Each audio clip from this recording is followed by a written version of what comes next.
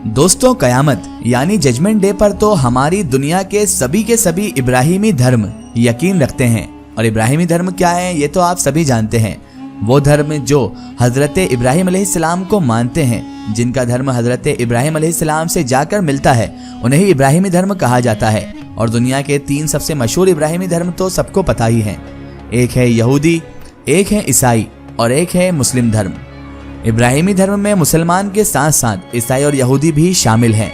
यानी दोस्तों, इन तीनों ही धर्मों को फॉलो करने वाले लोगों का ये मानना है कि कभी ना कभी हमारी ये दुनिया जरूर खत्म होगी, कयामत आएगी, जजमेंट डे आएगा। और कभी ना कभी वो दिन जरूर आएगा कि जब हमारी दुनिया में रहने वाले हर एक इंसान से उसके अच्छे और बुरे कामों का हिसाब लिया जाएगा। और उस दिन को ही कयामत यानी जजमेंट डे के नाम से ही जाना जाता है। मगर दोस्तों, ये कयामत का दिन कब, कैसे और क्यों आएगा, इस बारे में इन तीनों ही धर्मों की अलग अलग राय मौजूद है। मगर दोस्तों, तीनों ही धर्म को फॉलो करने वाले लोग ऐसे बहुत सारे नजरियात रखते हैं कि जिनके मुताबिक कयामत आने से पहले हमारी इस दुनिया में ऐसी बहुत सारी अजीबोगरीब और बड़ी बड़ी चीजें होंगी कि जो इस बात की तरफ इशारा करेंगी कि कयामत अब नजदीक ही है, यानी कयामत अब आने वाली है। और इन सारे नजरियात में से एक नजरिया ये भी है कि ईसाई कैथोलिक को फॉलो करने वाले बहुत सारे लोगों का ये मानना है कि कयामत आने से पहले प्रिस्टर जॉन नाम का वो बादशाह भी वापस आएगा, जो वापस आकर पूरी के पूरी मुस्लिम दुनिया को शिकस्त दे देगा। यानी कि पूरी के पूरी मुस्लिम दुनिया को वो जंग के मैदान में हरा देगा। और इस तरीके से वो दुनिया के एक बड़े हिस्से पर अपनी ईसाई सल्तनत कायम भी कर देगा। एक ऐसी सल्तनत जो कि ना सिर्फ एक बड़ी और ताकतवर फौज की मालिक होगी, बल्कि ये सल्तनत तो हद से ज्यादा अमीर भी होगी। लेकिन दोस्तों, सबसे बड़ा सवाल यहाँ पर ये उठता है कि प्रिस्टर जॉन नाम का ये बादशाह आखिर है कौन, और इस बादशाह का बैकग्राउंड क्या है, और ये वापस क्यों आएगा, और आखिर क्या वजह है कि कुछ लोग इसके वापस आने की उम्मीद रखते हैं। तो चलिए दोस्तों, हम आपको प्रिस्टर जॉन से जुड़ी हुई सारी इन्फॉर्मेशन आपको बता देते हैं। दोस्तों, ये कहानी है 12वीं सदी के आखिर में उस वक्त की कि जब यूरोपियन दुनिया मुसलमानों के हाथों बार बार सलेबी जंगों में हार की वजह से टूट चुकी थी और उनके सारे फौजी बुरी तरह से मायूस हो चुके थे। और उस वक्त ऐसा महसूस हो रहा था जैसे शायद अब सलेबी जंगों का खात्मा ही हो जाएगा। लेकिन फिर अचानक से उस दौर में ही यूरोप के कैथोलिक चर्च में रहने वाले कुछ पादरियों ने अपने आम ईसाई लोगों को एक ऐसे खत के बारे में बता दिया कि जिस खत की वजह से न सिर्फ सारी सलेबी जंगों में बड़ी तेजी के साथ जान बढ़ गई, साथ ही साथ इस खत ने ही हमारी दुनिया के अगले 300-400 साल की हिस्ट्री को, इतिहास को पूरी तरह से बदल कर रख दिया। और दोस्तों, इस खत ने वो सब कुछ कर दिया कि जिसकी शायद किसी ने उम्मीद तक ना की थी। दरअसल दोस्तों, इन पादरियों ने आम लोगों को ये बताया कि हमारे पास एक खत आया है और ये खत एक बादशाह की तरफ से आया है और इस बादशाह का नाम प्रिस्टर जॉन है। और ये एक ऐसा ताकतवर बादशाह है जो हमारी दुनिया के एक गुमनाम से बड़े इलाके पर हुकूमत करता है और जिसकी सल्तनत हमारी उम्मीदों से भी कई गुना ज्यादा बड़ी है। और इस बादशाह की सल्तनत में रहने वाले गरीब लोग भी हमारा जो इलाका है उसके अमीर से अमीर लोगों से भी ज्यादा अमीर हैं। और ये प्रिस्टर जॉन नाम का बादशाह एक ऐसा बादशाह है जो अमीर और ताकतवर होने के साथ साथ बहुत पक्का ईसाई भी है। और ईसाई धर्म को फॉलो करने की वजह से ही ये बादशाह कई बार हमारे सबसे बड़े दुश्मन यानी मुसलमानों को भी जंगों में शिकस्त दे चुका है। और अब ये बहुत जल्द ही हम लोगों की मदद के लिए भी आने वाला है।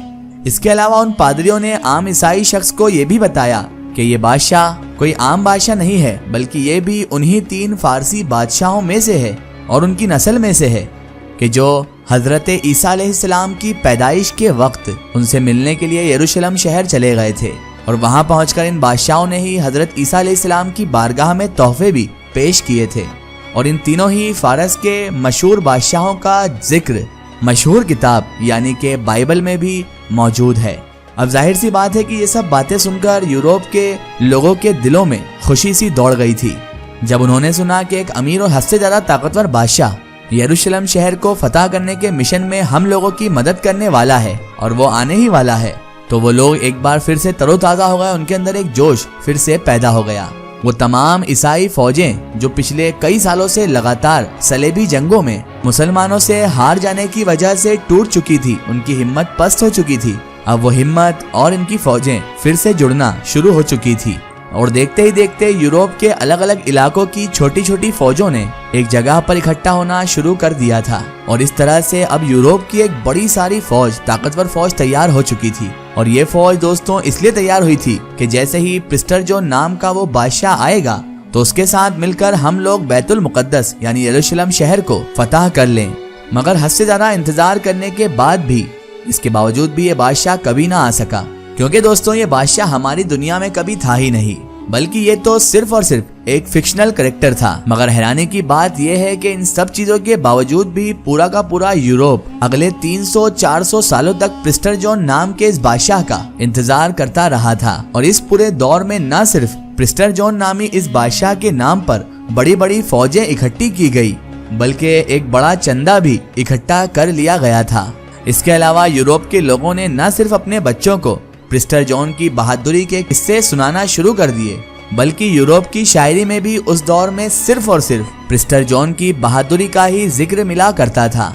यहाँ तक के कुछ लोगों ने तो प्रिस्टर जॉन की सल्तनत को ढूंढने तक के लिए लंबे लंबे सफर करना भी शुरू कर दिए थे, ताकि किसी भी तरह से प्रिस्टर जॉन को ढूंढकर उसकी मदद ली जा सके। कुछ लोगों ने उस वक्त में ये भी कहा कि प्रिस्टर जॉन की जो सल्तनत है वो हिंदुस्तान के किसी इलाके में ही मौजूद है, तो कुछ लोगों ने कहा कि नहीं, हिंदुस्तान नहीं बल्कि दुनिया के किसी अलग इलाके में ही प्रिस्टर जॉन की सल्तनत मौजूद है। मगर ये बात कोई भी अच्छे तरीके से पता नहीं लगा सका कि प्रिस्टर जॉन आखिर कौन है और उसकी सल्तनत आखिर मौजूद कहाँ पर है। उसके बाद जब 13वीं और 14वीं सदी में चंगेज खान की मंगोल सल्तनत ने पूरी दुनिया में कब्जा करना शुरू कर दिया, तो कुछ पादरियों ने चंगेज खान को ही प्रिस्टर जॉन बता दिया और उसके बाद कुछ पादरियों ने उसके पोते यानी हलाकू खान को भी प्रिस्टर जॉन के तौर पर पेश किया। मगर जाहिर सी बात है कि मंगोल सल्तनत के दोनों सुल्तान ना तो कैथोलिक मजहब को फॉलो किया करते थे और ना ही इनकी सल्तनत लंबे वक्त तक बाकी रह सकी थी। इसीलिए ये दावा भी झूठा साबित हो गया था कि इन दोनों में से कोई भी इंसान प्रिस्टर जॉन है।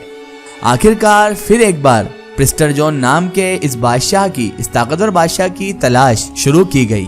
बड़े बड़े काबिल और होशियार लोगों ने जमीन के साथ साथ समुद्र में भी बड़े बड़े सफर तय करना शुरू कर दिए थे, ताकि किसी भी तरह से अपने सबसे ताकतवर बादशाह प्रिस्टर जॉन को ढूंढा जा सके। किस्मत से ही उस दौर में ही जहाज के जरिए से लंबा सफर करने वाले कुछ ईसाई लोगों का सामना उस ताकतवर ईसाई सल्तनत से हुआ कि जो आज के दौर में इथियोपिया के इलाके में उस वक्त मौजूद थी।